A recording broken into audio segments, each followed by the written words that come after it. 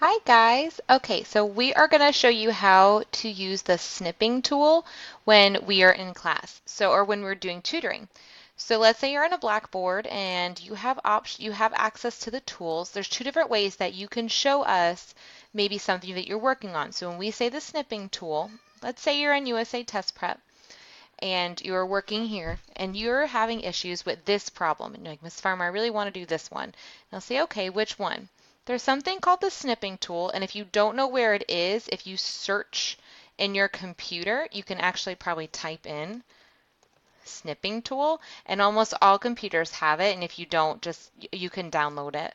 So we have the snipping tool, and it pops up and it looks just like this.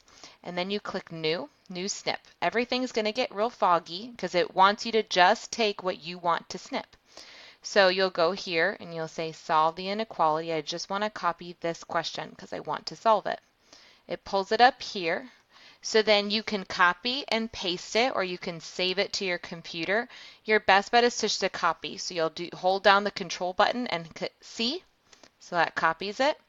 Then you go to your class. You click into here and make sure you have this clicked.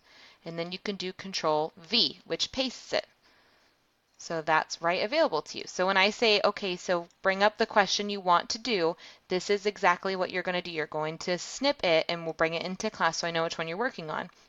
Another way to go about it to show your screen is down here you see that camera button. You can click the camera and it takes a picture of what you're looking at behind the screen and then brings it.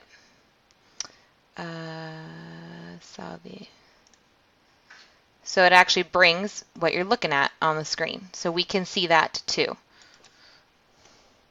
All right, I hope this was helpful. So when we do tutoring, this is what you need to, if you don't know how to use the snipping tool, this is how you use your snipping tool.